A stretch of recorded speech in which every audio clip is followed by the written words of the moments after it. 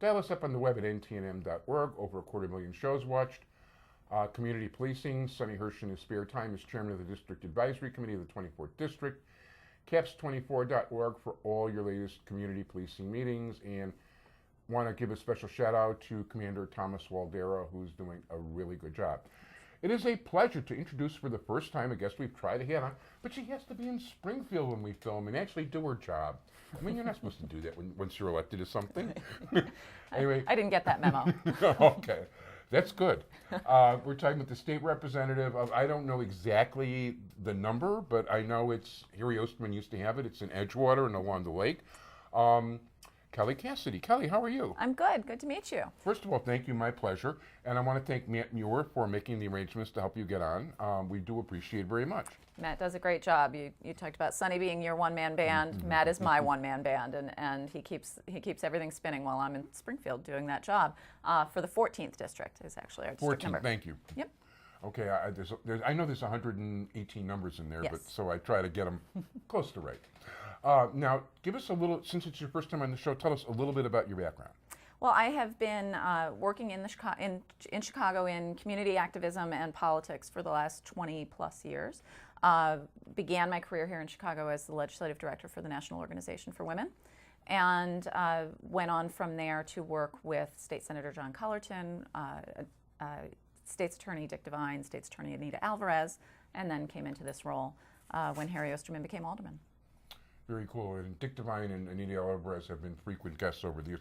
Matter of fact, Dick Devine. He lives right down the street. Yeah. And, you know, before 9/11, he actually used to walk here on his own. And then they changed all the rules. And then all of a sudden, you have this advanced squad that Anita's got also. Yes. You know, making sure there's no thermonuclear incendiary devices here that might harm him. You never know. You got to be careful, right? Definitely. So this is your first session in Springfield. It's actually my second. It's my first full session. I came in 2011 with 2 weeks left in the session. Oh, you were appointed, right? I was appointed to replace Harry. So I did a sprint, a 2-week sprint at the end of session in 2011, and then we had the 2012 session. I was sworn in January with the new class for my first full term. Too. Yes, I am technically in my second term. I'm a vice chair of a committee, cool. and work in that capacity as well. Very good. So, I mean, are you just, you know, are you taking it in now? Do you have a focus? Are there specific things you're, you know, are there specific issues and stuff? I put a great deal of energy into criminal justice at work, mainly, you know, having spent 15 years working in the state's attorney's office and working on issues of criminal justice and criminal justice reform in particular. That has been a large focus. Social justice issues are important to me.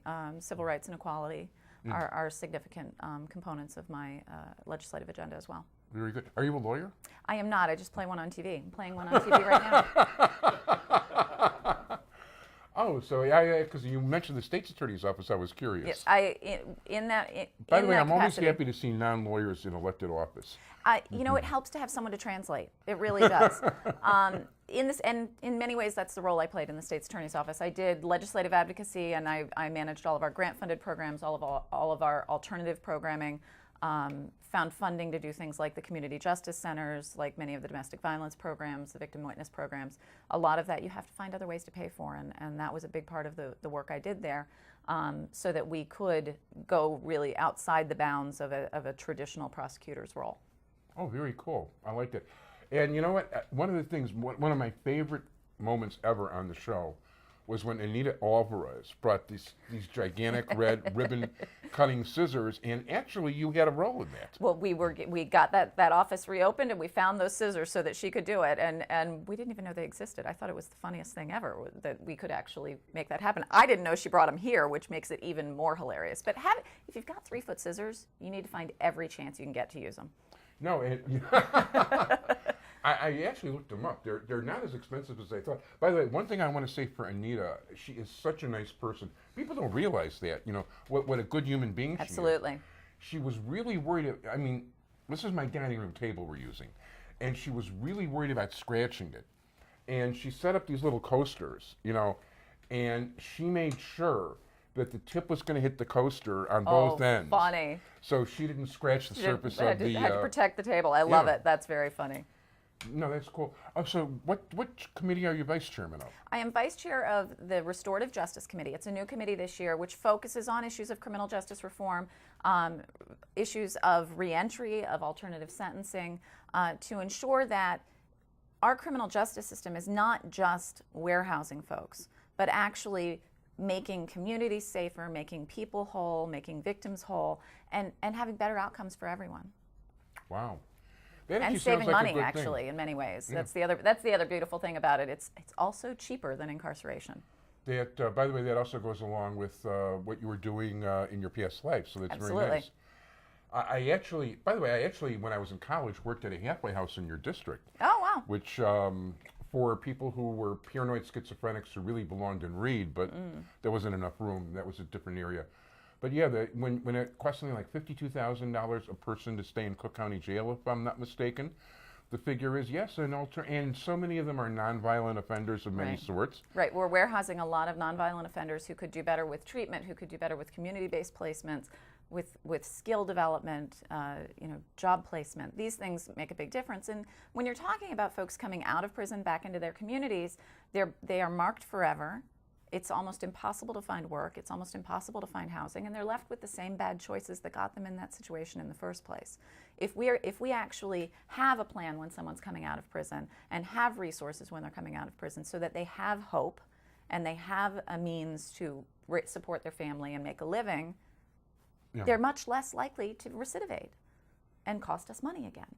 So it's money very well spent, and actually we get a great deal of Republican support for these issues as well because they know that it's cheaper. Well, that's how you get to Republicans. It's cheaper. Right. It's not hard to figure out. Right, exactly. As I've always said, I don't care why someone comes to the party as long as they dance. I don't care if they're doing it because it's the right thing to do or because it's cheaper. Yeah. As long as they help me get it done, I'm glad to have their assistance. You know, it's funny because I'm old enough to remember conservative Democrats and liberal Republicans. And, Right. it'd be nice if that still existed. It does to some degree, and we're seeing some of that in particular with regard to marriage equality, where some Republicans have started to step out and recognize that if they truly are going to be the party of smaller government, Yeah.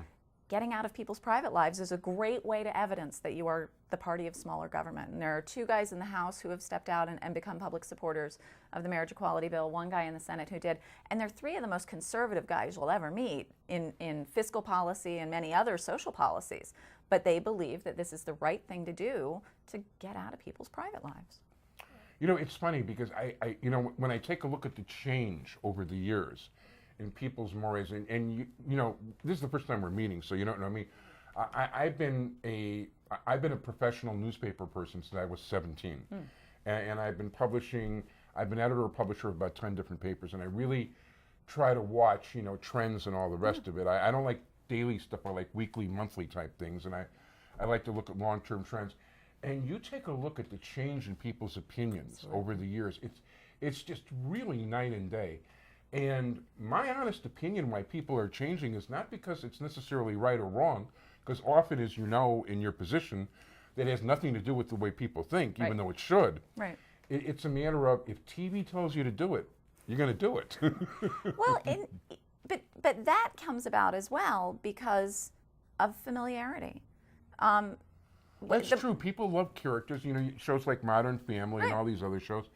Even things like Law and Order, where they're telling you you're a complete heathen, if you don't believe a certain way. It influences people because that's actually a cop show as opposed to like some weird little comedy. Right. But, when you think about, for my colleagues, knowing four of us that are openly gay and knowing me as a parent and knowing my children and seeing that we are just as boring as every other family in the universe. I know we're Facebook friends. Yeah, they're very boring. No, I see what you do with your kids. Well, I mean, my kids are, but I am, right. We play soccer. We go to the park. You do normal stuff. And none of us have three heads, and that has changed. Wait, no, well, there's just you're that right. one back there. Oh, okay. But they, that none of that. What that has done is show that we are the same. And so when I talk to my colleagues, and there's downtime, and you're waiting for things to move, and you talk about parent-teacher conferences, and you talk about soccer schedules and the recitals that you're going to miss because you're in Springfield, and all of a sudden we're just two people who miss our kids. Yeah. We're not a conservative and a liberal. We're not a Democrat and a Republican. We're two people who are doing work that is meaningful and important to us, whose families are making sacrifices so that we can do it. And we're not that different. On that note, Mickey's hands are about there. I want to thank you very much. It's been great meeting you. Kelly Cassidy, State Representative, 14th District. Thanks to Matt Muir again. I want to thank my entire technical crew, Sonny Hirsch. Thank you for joining us, everybody.